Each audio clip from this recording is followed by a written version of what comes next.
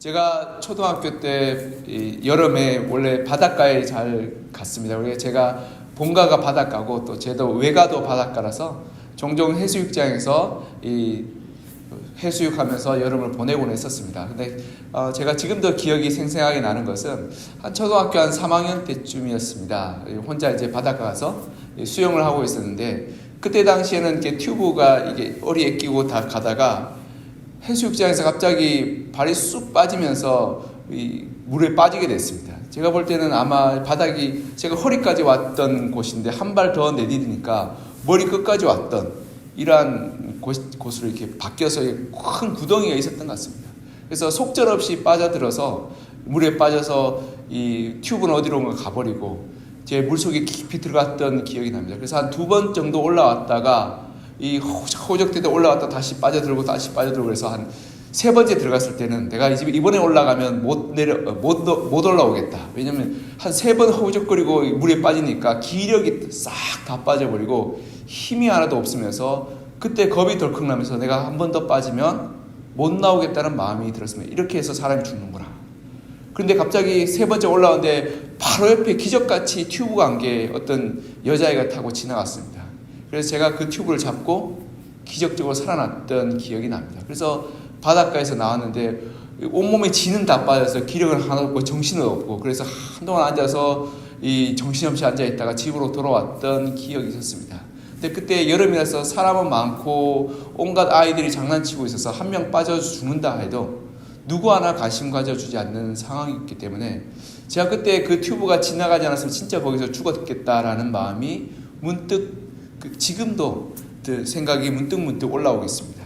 때로 우리의 삶 가운데 이렇게 물에 빠져서 죽을 것 같은 상황들이 우리의 삶 가운데 닥쳐오기도 합니다.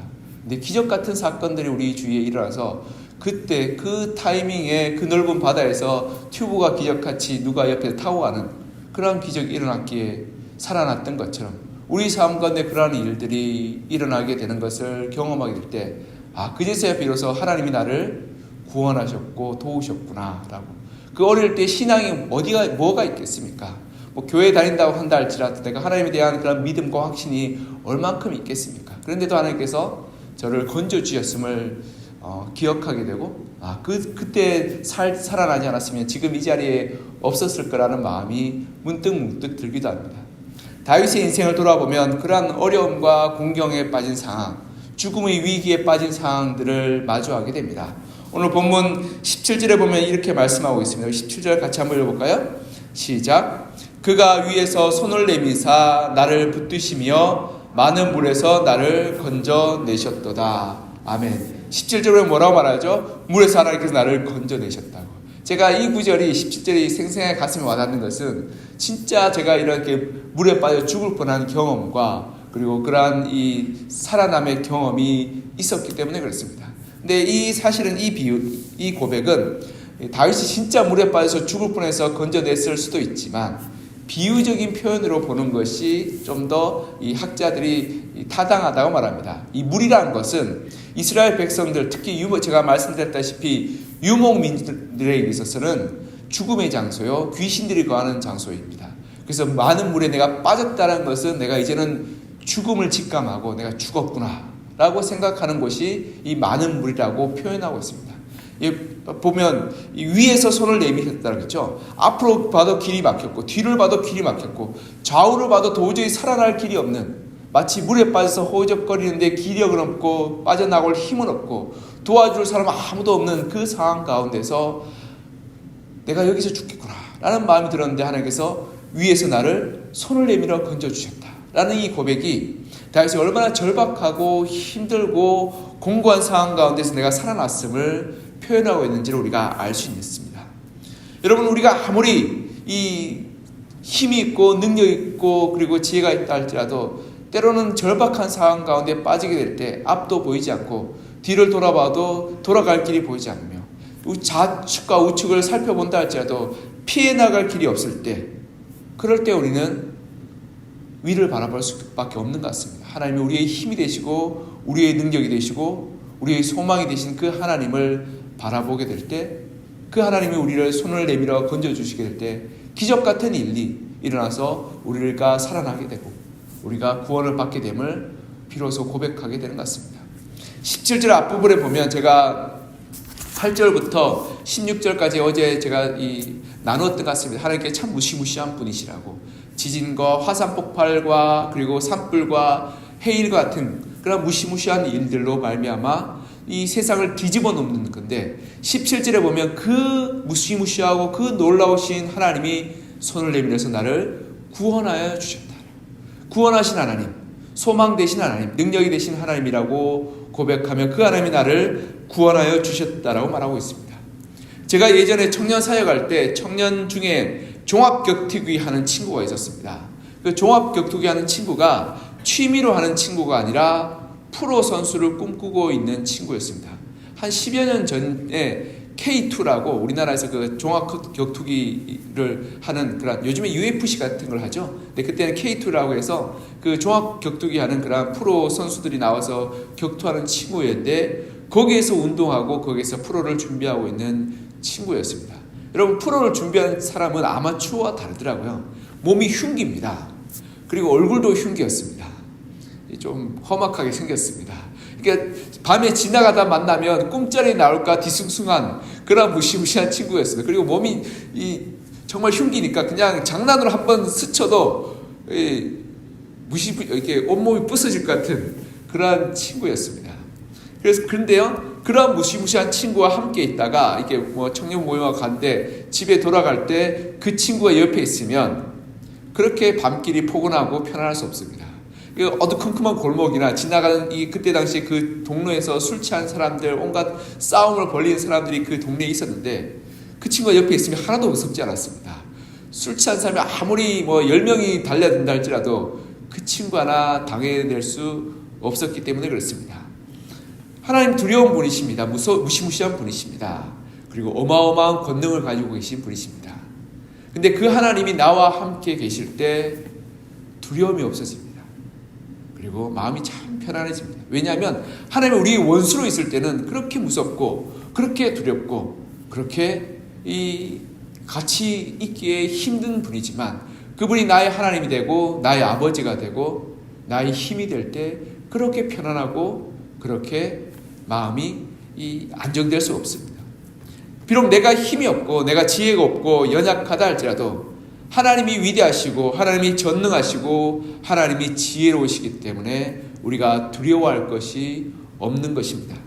다윗은 이러한 사실을 18절에서 이렇게 고백합니다. 우리 18절 같이 한번 읽어볼까요? 시작. 나를 강한 원수와 미워하는 자에게서 건지셨으며 그들은 나보다 강했기 때문이로다. 아멘. 나의 대적인 원수와 나를 미워하는 사람들이 왜 두렵고 불편합니까? 그들이 나보다 힘이 세고 나보다 능력이 있고 나보다 무서운 존재이기 때문에 그렇습니다.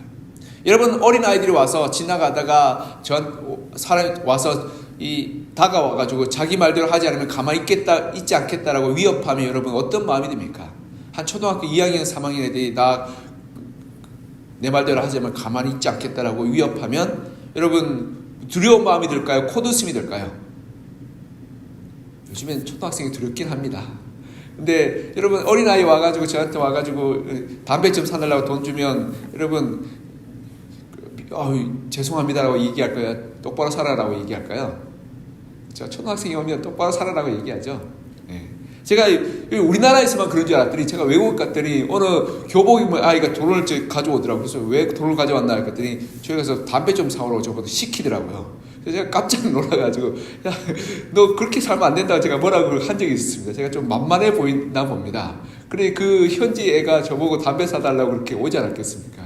근데 저보다 키도 작고 요만한 애가 와서 담배 사달라고 하니까 제가 콧웃음을 치면서 집에 가서 엄마한테나 얘기하라라고 얘기했던 기억이 납니다. 근데 덩치가 일어난 사람이 와가지고 돈 좀 달라고 그러면 제가 무서워 떨지 않겠습니까? 어떡하냐라고 두려워하지 않겠습니까?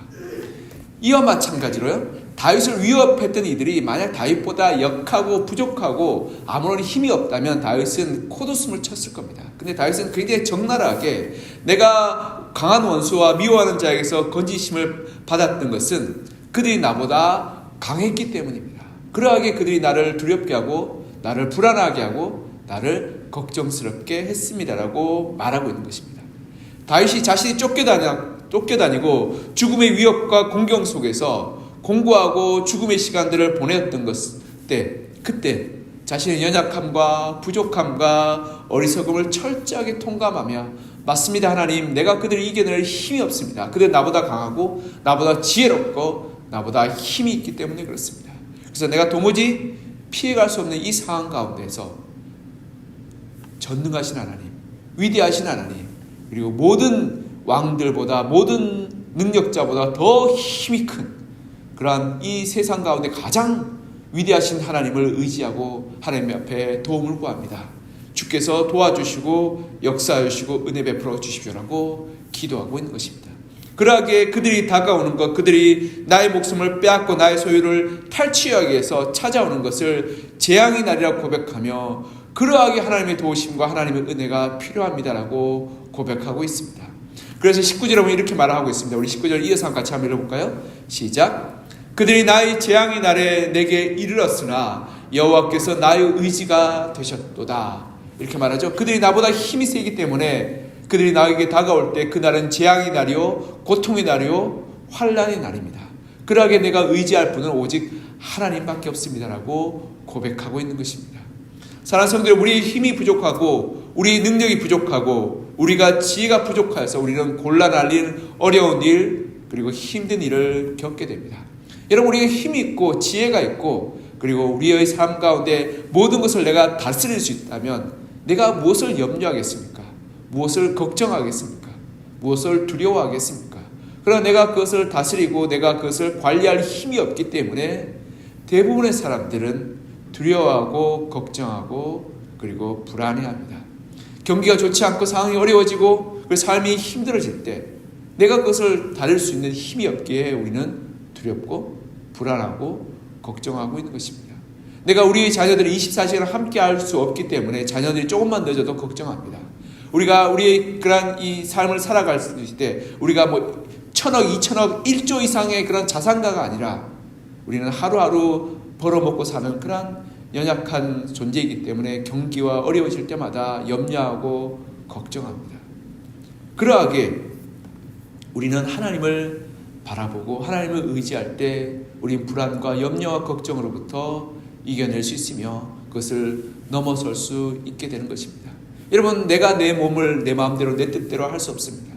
육체가 약하고 때로는 갑작스럽게 다가오는 질병과 그리고 이 육신의 약함을 인하여서 우리는 걱정하고 그리고 두려워합니다.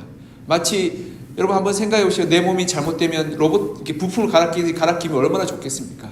머리만 남겨두고 몸을 새 부품을 갈아끼면 우리가 걱정할 것이 뭐가 있겠습니까? 팔이 좀 다치거나 다리가 좀 다치거나 속이 좀 상해도 부품 갈아끼면 괜찮아, 또 새로운 부품이 있으라고 하면 괜찮은데 우리 인간의 육신이 그렇지 않지 않겠습니까? 그래서 조그만 질병에도 우리는 걱정하고 염려하고 두려워하는 것이 우리 인생의 삶 아니겠습니까?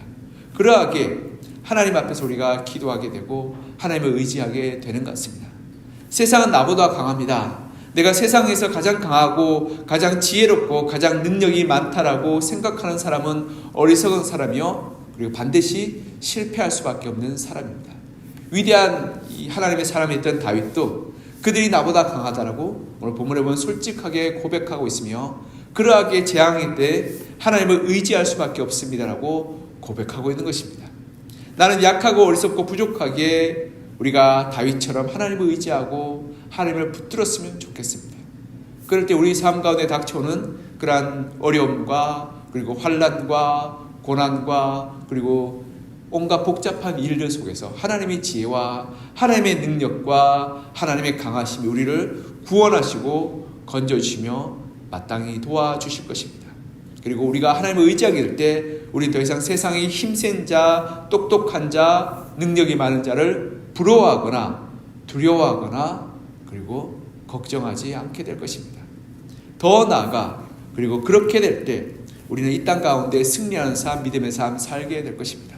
그리고 더 큰 은혜가 있는데요, 우리가 정말 기억해야 될 것은 그렇게 될 때 우리는 자유와 평안을 누리게 된다는 사실입니다. 20절에 보면 이렇게 말하고 있습니다. 우리 20절 같이 한번 읽어보겠습니다. 시작. 나를 또 넓은 곳으로 인도하시고 나를 기뻐하심으로 구원하셨도다. 아멘. 20절에 보면 나를 넓은 곳으로 인도하시고 나를 기뻐하시심으로 구원하셨다는 말이 어떻게 해석할 수 있을지 모르지만 이렇게 해석하는 것이 마땅합니다. 여러분, 우리가 공고한 상황, 어려운 상황, 쫓기는 상황, 그리고 포위되는 상황이 되면 이 가는 길이 제한됩니다. 여러분, 한번 사람들이 이 군대를 쫓아와서 다윗 시대에 때요, 둘러쌌다고 생각해 보십시오. 어디로 도망해야 될까요? 아직 포위망이 형성되지 않은 그 좁은 길로 나아가야 되지 않겠습니까? 근데 그 좁은 길이 제가 말씀드렸다시피 골짜기고 위험한 사망의 음침한 골짜기 같은 그 길을 가야지만이 살아남을 수 있었던 겁니다. 그러니 다윗의 입장에서는 이쪽으로 가도 죽는 길이고 저쪽으로 가도 죽는 길이기 때문에 어쩔 수 없이 그 좁은 길, 험난한 길, 고난의 길을, 고생의 길을 선택해서 갈 수밖에 없었던 것입니다. 여러분, 고생과 고난을 원하는 사람이 어디 있겠습니까? 그런데 상황이 안 되고 어려운 상황이 되고 그리고 공고하고 힘든 상황이 우리 앞에 닥치니까 선택할 방법이 없는 거죠.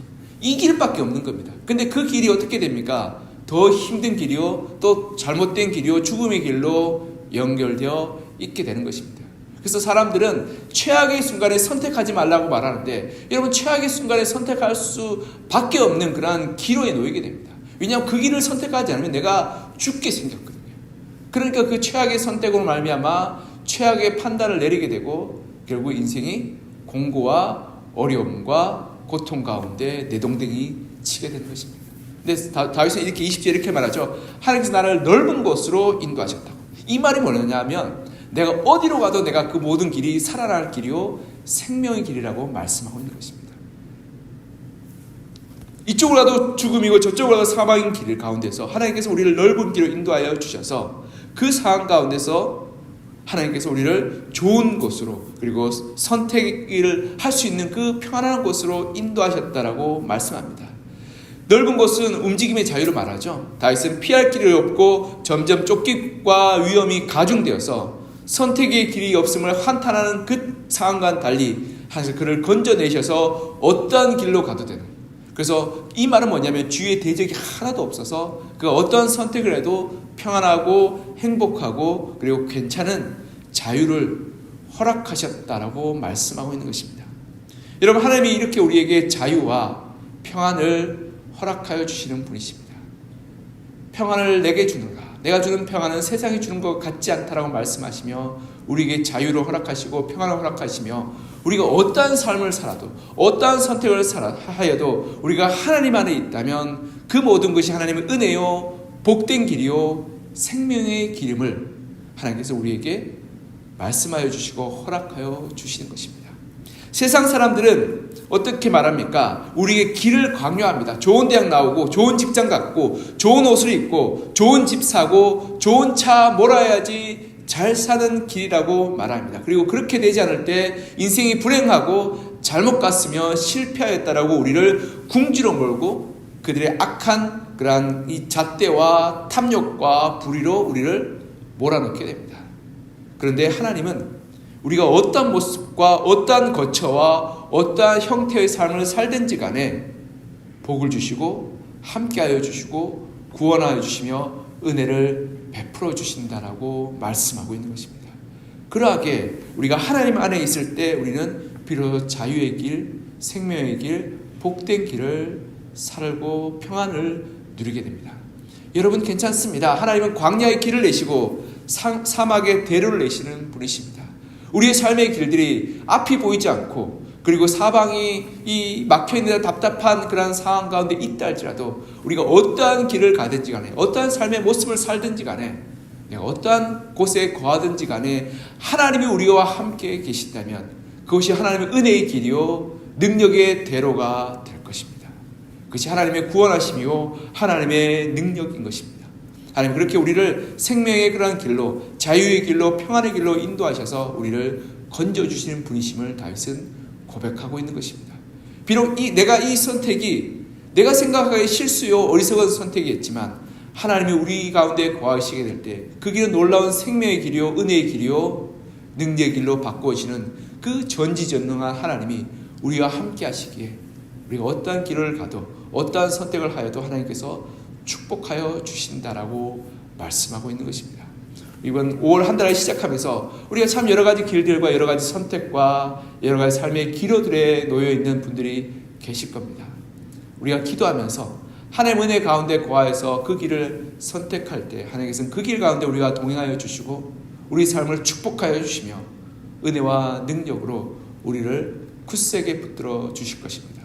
때론 그 길이 사망의 음침한 골짜기 같을지라도 주의 지팡이와 막대기가 나를 보호하여 주셔서 오히려 하나님이 살아계시고 하나님이 우리 가운데 역사하시며 기도의 응답하심을 생생하게 경험하고 만나게 되는 은혜의 자리로 하나님은 만들어주시게 될 것입니다. 그 하나님의 인도하심과 역사하심을 바라보며 다윗처럼 하나님이 나의 하나님이요 나의 구원자이심을 고백하며 그 하나님의 은혜 가운데 평안과 자유와 기쁨을 누리시는 여러분과 저가 되기를 시장 간절히 소망하며 축복합니다.